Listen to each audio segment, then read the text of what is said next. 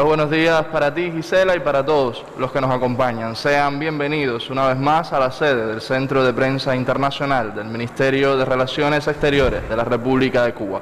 De inmediato iniciamos la conferencia de prensa del Ministerio de Salud Pública sobre la actualización de la situación epidemiológica del país frente a la COVID-19. Nos acompaña, como ya es habitual, el doctor Francisco Durán García, director nacional de epidemiología del MINSAP. Doctor, buenos días para usted. Buenos días a todos ustedes que hacen posible esta transmisión. A Gisela, que además aprovechamos y la felicitamos por el premio otorgado en el día de ayer.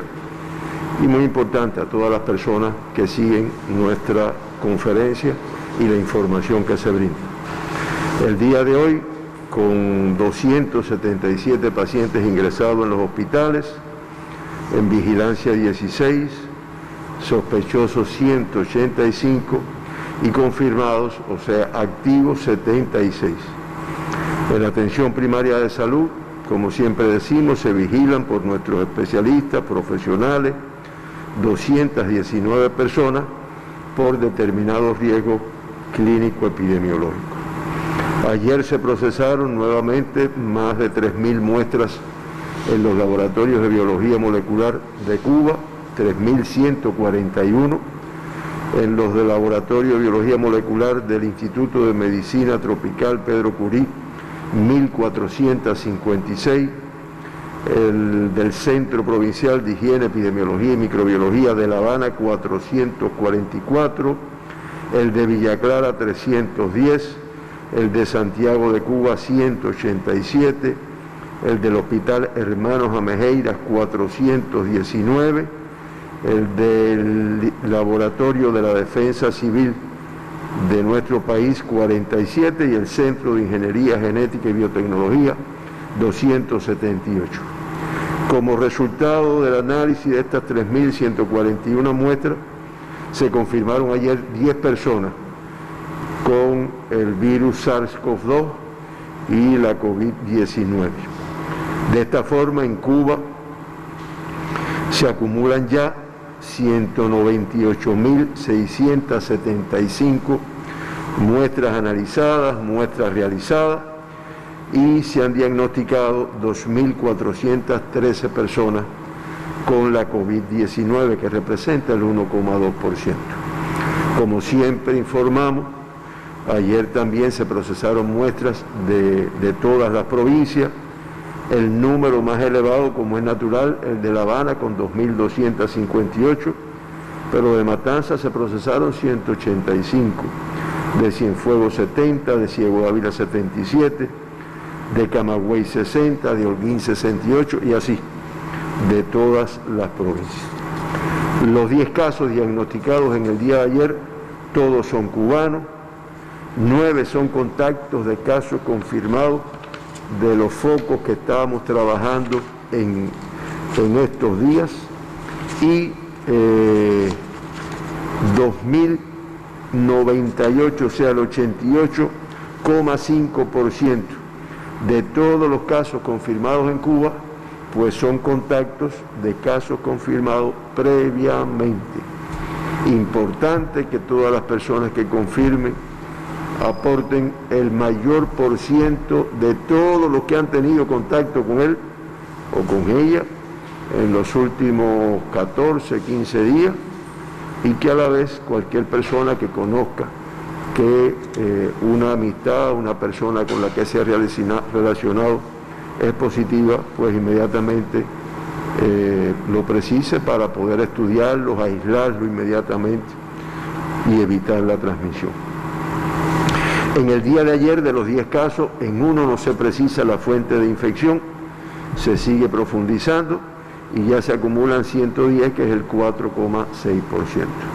Y se mantienen las 163 personas que tienen como fuente de infección el extranjero, o sea, el exterior de nuestro país. De los 10 casos confirmados, 8 son del sexo femenino, 2 masculinos, y ya de esta forma el 49,5% de todos los casos diagnosticados en Cuba pues son del sexo femenino, el 50,5% del sexo masculino, pero como ven se mantienen sin una diferencia importante como ha sido el comportamiento en nuestro país. 7 de los casos, de los 10 casos diagnosticados ayer, estaban asintomáticos en el momento del diagnóstico. De todos los casos diagnosticados en Cuba, el 54,6% se han diagnosticado asintomáticos en ese momento, y de los confirmados en los últimos 15 días, pues este por ciento se incrementa al 71,1%. Característica de esta enfermedad que traduce, que evidencia el alto riesgo de la misma, además de su transmisibilidad, que es importante, y ayer comentamos algunos artículos que han salido en relación con la transmisión por el aire, ya por el aire respiratoria, pero por el aire, por las microgotas que pueden quedar suspendidas, la alta transmisibilidad, pero también el riesgo por el número de personas que son asintomáticas y que transmiten la enfermedad.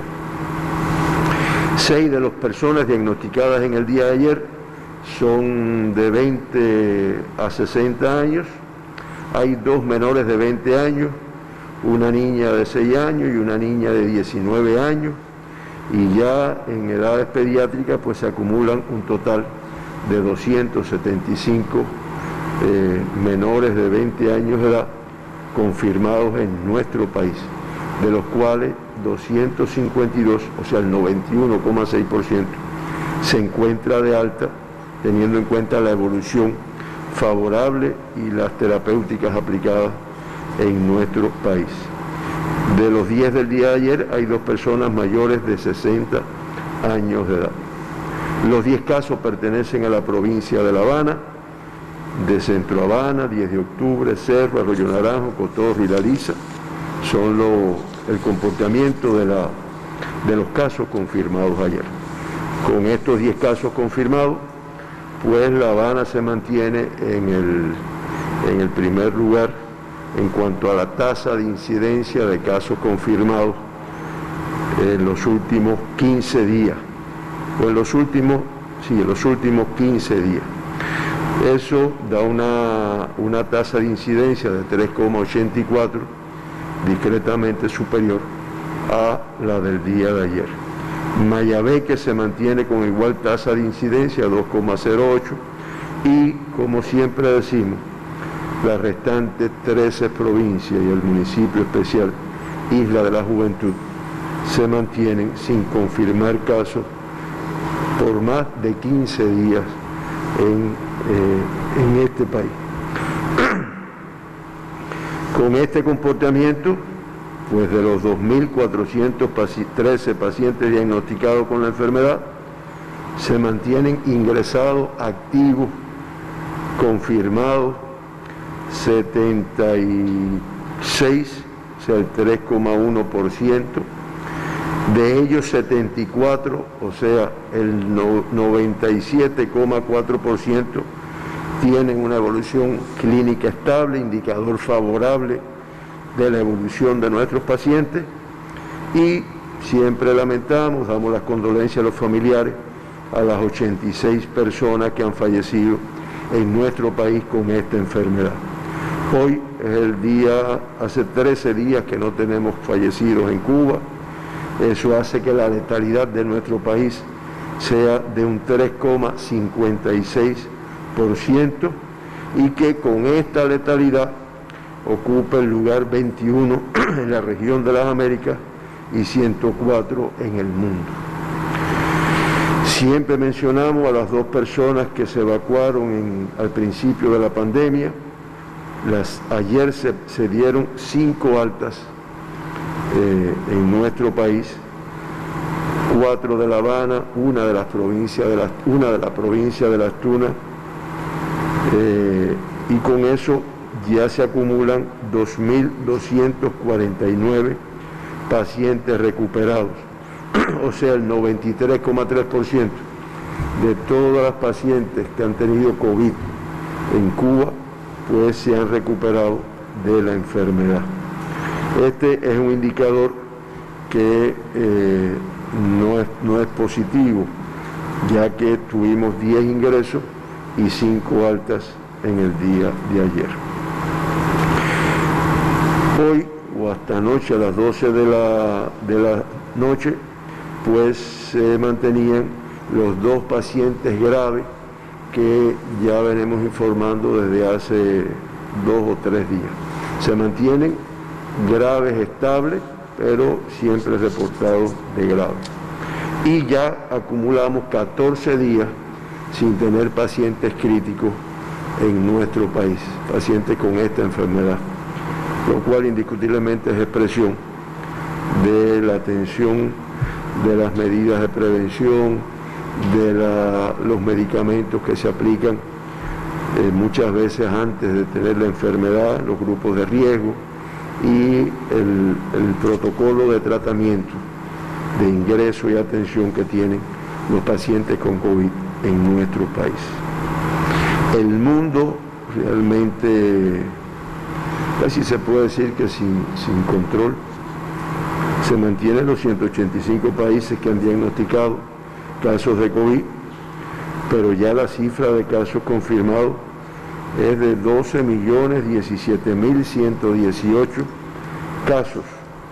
Ayer se confirmaron 215.313 personas con la enfermedad en todo el mundo.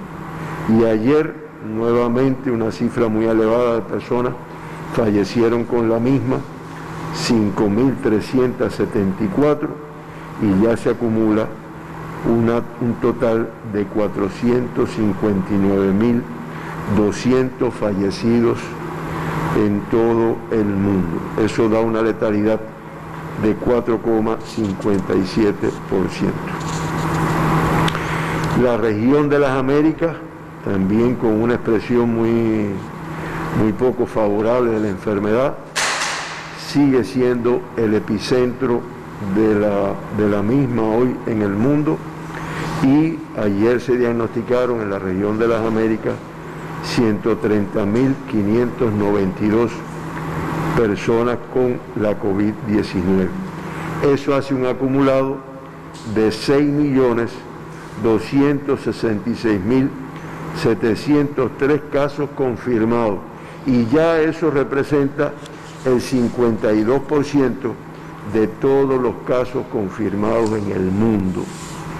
Fallecieron ayer en nuestra región 4.018 personas, lo cual da un acumulado de 276.520 fallecidos. Eso da una letalidad de 4,41%.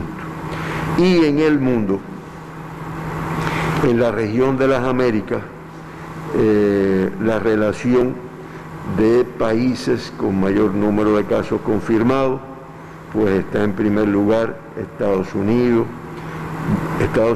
con más de 3.055.004 casos confirmados y 132.309.000 fallecidos.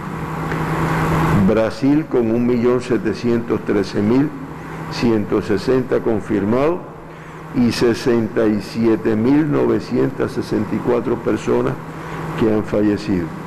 Perú en tercer lugar, Chile en cuarto y México en quinto, pero con la letalidad más alta de toda la región de las Américas. Estamos hablando de un 11,93% de todos los pacientes que han tenido COVID en México, pues han fallecido.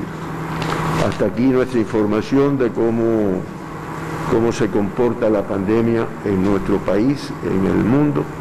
Como ustedes ven, de mucho riesgo, y son las razones por las cuales se justifican todas las medidas que se mantienen en nuestro país, de restricción, de medidas de exigencia que se cumpla lo que está establecido por el alto riesgo que existe en el mundo en relación con esta enfermedad. Héctor, no sé si hay alguna pregunta.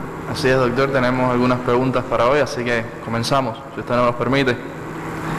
La primera pregunta, revista Bienvenidos de España, y dice lo siguiente: El evento de transmisión local abierto en el Cerro, con 19 casos diagnosticados en el momento de su decreto, conllevó a una serie de medidas de seguridad para contener la propagación de la enfermedad.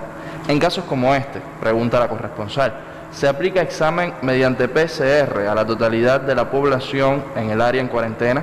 ¿Por cuánto tiempo se mantiene el aislamiento?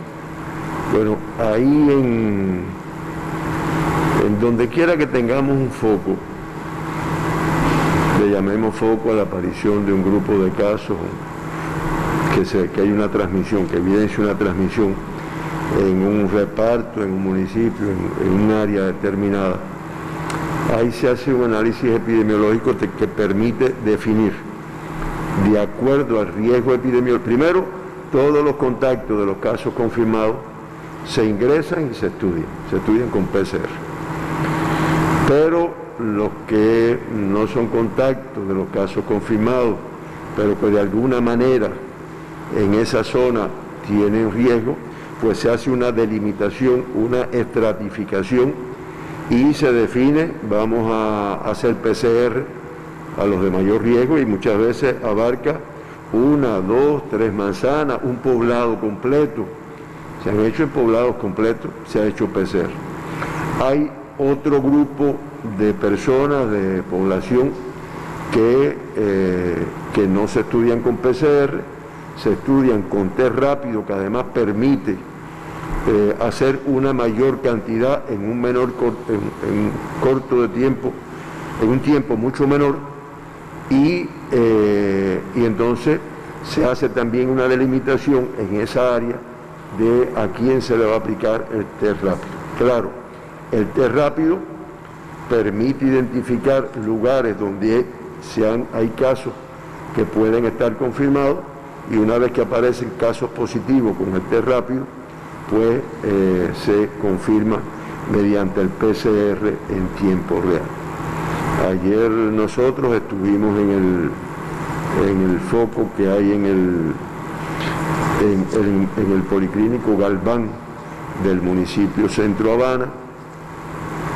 Esa, para que la población lo conozca, es el área que está ahí en el bulevar de San Rafael, la cuadra esa donde estaba antes el Cine Duple, bueno, los más viejos se acuerdan, el Hotel Bristol, esa manzana, pero ahí se estaban haciendo y se están haciendo incluso hoy PCR en una manzana completa, en las caras de otra, y también se están haciendo test rápido en un área bastante extensa que está ahí. Para poder, ¿cuál es el objetivo de todos estos PCR y de todo? Bueno, poder encontrar todas las personas que en ese lugar ya identificado casos positivos, ya identificado una transmisión de la enfermedad, pues puedan estar contagiados con el virus. Identificarlos, ingresarlos, aislarlo a él y aislar a las personas que han tenido contacto con esa persona, y poder hacer el estudio completo y sobre todo cortar la transmisión. ¿Por qué tiempo? Ahí también, por ejemplo, lo habíamos visto antier, en un área del Policlínico Reina, ahí en Centro Habana, pues también ahí se refuerzan las medidas de restricción, las medidas. Por ejemplo, en este de Policlínico Reina había partes en las cuales no se podía tener acceso, y la población con limitación de los movimientos. Como es natural, se incrementan las medidas. Eso se mantiene durante 10 o 14 días después de la aparición del último caso que se confirma. No es el primer caso, es del último caso, porque se supone que hasta ese momento puede haber. Y bueno, en dependencia de eso, se van flexibilizando las medidas de restricción, siempre con el mantenimiento de las que están establecidas para toda la población. Esa es la situación en los lugares donde tenemos foco en nuestro país. Correcto, doctor. Un ciudadano nos comenta al correo COVID-19: he conocido de un caso que ya estuvo positivo al coronavirus e ingresado. Cuando su PCR fue negativo, se le dio el alta clínica, estaba en casa en los 14 días de aislamiento domiciliario y al repetir el PCR en este tiempo volvió a dar positivo y lo ingresaron nuevamente. La pregunta es, en las estadísticas diarias de los casos positivos, ¿cómo se consideran estos casos? ¿Como nuevos o ya no se reportan? ¿Nunca ese paciente estuvo negativo? ¿Por qué se le da el alta? ¿O es que se pudo haber reinfectado? Sí, esa es otra característica de esta enfermedad, que en muchas ocasiones el PCR da positivo, después en su evolución da negativo y en un momento determinado pues entonces puede que se haga positivo. Todo está en dependencia de la concentración, la carga viral que permita detectarlo en la muestra que se realice. Ahora, el protocolo de nuestro país es estar ingresado con tratamiento durante 10 días como mínimo después que se diagnostica un caso. Al 9º o 10º día se le hace un PCR. Si ese paciente está negativo, se le da el alta, pero se le da el alta con restricción de movimiento en su domicilio y un seguimiento por el médico de familia, los especialistas de la atención primaria de salud. Ese paciente no debe ni recibir visita ni salir dentro de su domicilio, y dentro de su domicilio protegerse, aún estando negativo, por esto mismo, porque se ha visto que en un momento determinado puede hacerse positivo. Es lo que se describe en el mundo y nosotros hemos tenido casos también. Y a los 14 días de estar en el aislamiento, pudiéramos llamarle, en su domicilio, pues entonces se vuelve a hacer el PCR, que si da negativo es cuando se dice que ya está de alta clínica y de alta epidemiológica. Y como explicamos ya en una ocasión aquí, todos los pacientes que han tenido COVID en nuestro país después tienen un seguimiento en la atención primaria de salud por su médico de familia en primer lugar, por los especialistas del área de salud, pero también por un grupo de especialidades en dependencia de que pueda tener alguna sintomatología o alguna manifestación. Eso es lo que pasa. Nosotros incluso hemos tenido, y perdona, no es que necesariamente esa persona se haya reinfectado después de haber estado de alta, no, es que en ocasiones se mantiene la prueba positiva, porque también hemos tenido pacientes con una evolución clínica favorable, con el tratamiento muy bien aplicado, y que sin embargo cuando le hacemos la prueba al 10º día, pues está positivo, o sea, no es negativizado, ese no se va de alta, ese sigue ahí hasta que se negativiza, haciéndole la prueba cada 5 días. Y también se ha planteado por estudios que se han hecho en diversos lugares del mundo, que muchas veces el hecho de estar positiva la prueba lo que traduce es que hay fragmentos del virus, fragmentos del RNA del virus que se mantienen por ejemplo en el exudado, que es donde se hace, y que ese fragmento no transmite la enfermedad, no es transmisible. Eso, de todas formas, nosotros mantenemos las medidas de restricción que hemos explicado varias veces. Creo que con esta forma queda algo más, Héctor. Así terminamos la ronda de preguntas, doctor. Bueno, muchas gracias a todos ustedes, Cela por allá que nos apoya, y sobre todo todas las personas que en diferentes lugares prestan atención a nuestra información. Y la mayor satisfacción que pudiéramos tener es que realmente cumplan con lo que conocen, porque nuestra población es una población culta, cumplan con lo que conocen que hay que hacer para evitar contagiarse con la enfermedad. Muchas gracias.